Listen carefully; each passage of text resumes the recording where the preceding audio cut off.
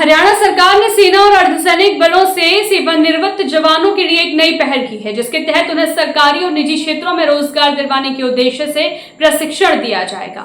इस योजना का नाम वीर उड़ान रखा गया है और इसके अंतर्गत 2000 पूर्व सैनिकों को रोजगार के लिए तैयार किया जाएगा। प्रशिक्षण पूरा करने और कौशल प्रमाण पत्र प्राप्त करने के बाद प्रत्येक पूर्व सैनिक को 50,000 रुपए की आर्थिक सहायता भी दी जाएगी, ताकि वे बिना किसी वित्तीय बाधा के नौकरी की ओर कदम बढ़ा सके। पूर्व सैनिकों को रोजगार दिलाने के लिए हरियाणा कौशल रोजगार निगम लिमिटेड यानी कि HKRNL ने एक उप पोर्टल शुरू किया है। इस पोर्टल पर रजिस्ट्रेशन करने के बाद पूर्व सैनिकों को सुरक्षा से जुड़े कार्यों में सरकारी और निजी कंपनियों में नौकरियों के अवसर उपलब्ध कराए जाएंगे। इसके साथ ही सैनिकों के लिए एक विशेष हेल्पलाइन भी शुरू की गई है, जिससे उन्हें किसी भी प्रकार की जानकारी और सहायता सरलता से मिल सके। राज्य सरकार ने युवाओं को सेना में भर्ती के लिए तैयार करने की दिशा में भी कदम उठाया है। चरखी, दादरी, हिसार और यमुनानगर में सशस्त्र बल तैयारी संस्थानों की स्थापना की योजना पर काम किया जा रहा है। इन संस्थानों में हर साल 1000 छात्रों को सेना में भर्ती की तैयारी के लिए विशेष प्रशिक्षण दिया जाएगा।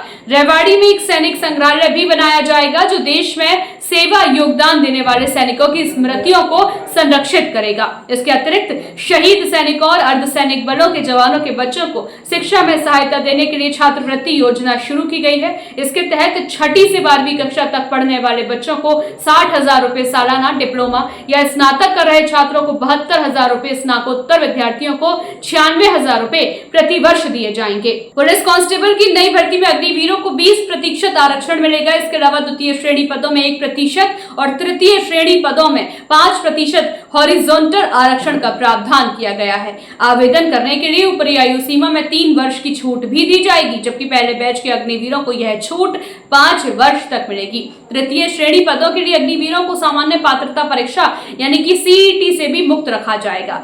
जो अग्निवीर निजी क्षेत्र में नौकरी करेंगे और जिनका मासिक वेतन 30,000 रुपए से अधिक होगा, उन्हें रोजगार देने वाले उद्योगों को सरकार द्वारा प्रति व्यक्ति 60,000 रुपए की वार्षिक सब्सिडी दी जाएगी। इसके अतिरिक्त जो अग्निवीर स्वयं का व्यवसाय शुरू करेगा, उसके लिए भी तमाम योजनाएं शुरू की गई हैं।